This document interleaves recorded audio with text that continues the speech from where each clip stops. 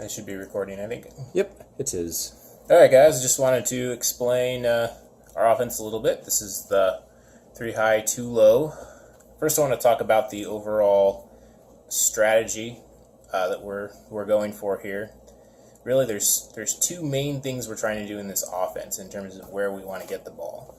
We want to get the ball to either the post, the low post, or we want to get dribble penetration right up the middle of the floor.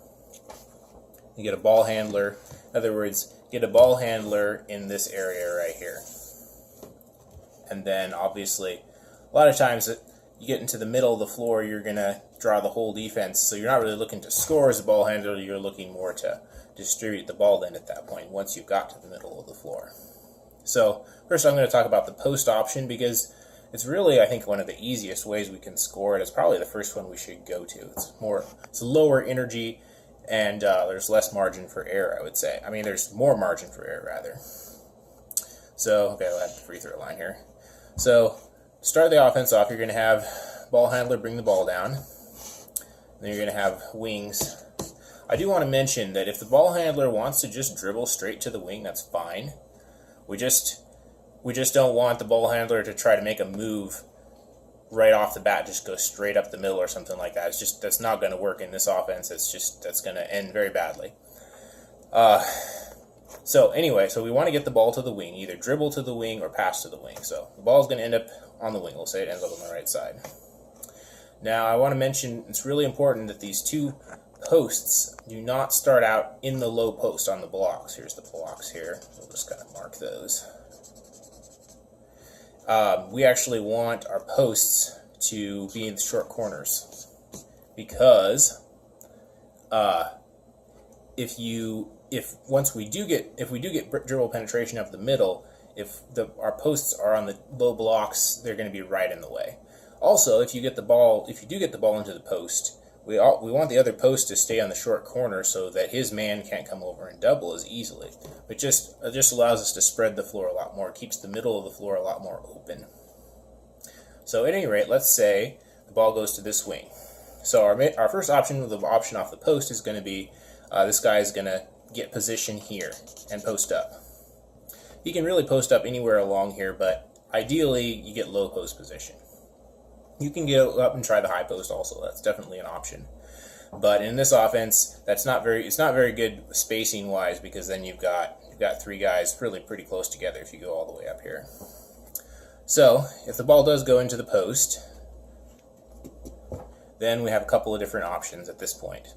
I should mention, actually, this first pass that was made, this guy, if we're going with the post option, this guy is always going to want to pick away from the ball. So he's just going to go here.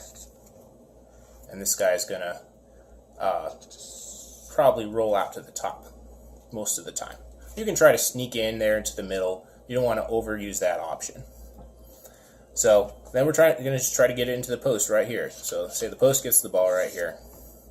Then at that point,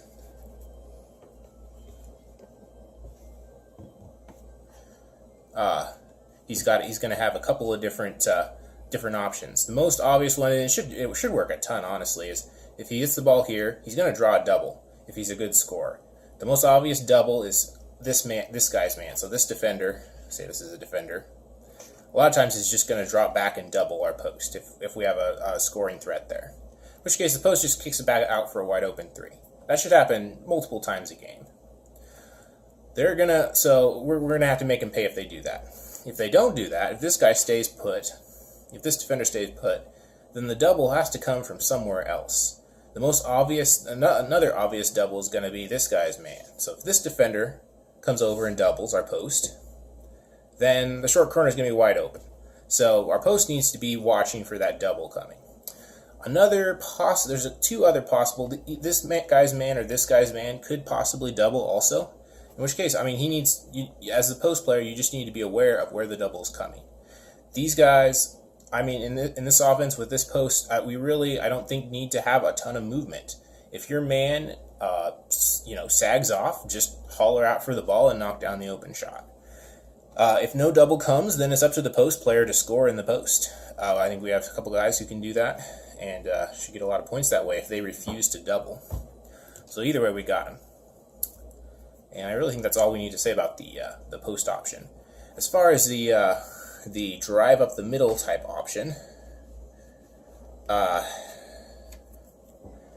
here again, it's really going to be critical that these posts stay in the short corners. In this case, the ball's here on the wing. The ball's going to have to come to the wing before anything else happens. Like until the ball gets to the wing, our offense hasn't even got started. So say the ball's in the wing, we're going to have this guy on the top of the key come and set a ball screen. We want to set it right about here, free throw line extended, right inside the 3-point line.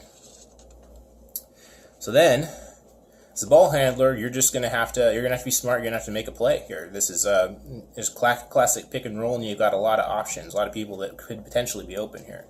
You're going to try to get right there into the middle. This guy's going to roll. It's really up to him. He can roll towards the basket. He probably doesn't want to. He's not going to roll to the short corner because there's already somebody there. But he can also just drift out. He can just roll off and go to the 3-point line. Your job is to as the ball handler, is to just get into the middle of the floor and read the defense and make a play. Really, there's all kinds of possible things that could happen here. If you can get deep, you can get all the way to here. Probably what's going to happen is you're going to have these defenders are just, they're going to be coming out to contest you, and you're going to have your posts wide open on either side. You probably will have your choice of options. Obviously the weak side 3 a lot of times will be open. You get to the middle here, this defender is gonna cheat down, and you can get a wide open 3 on the weak side. Honestly, those are really our two sort of big picture things we're trying to do. We're trying to set ball screens on the wing to get the ball to the middle of the floor and then look for people. And then we're also trying to get it into our posts. And beyond that, we just need to communicate. This is a flexible offense, and there's other options we can go with, but I say keep it simple for now. That's really all I wanted to cover. I'll see you guys on Sunday.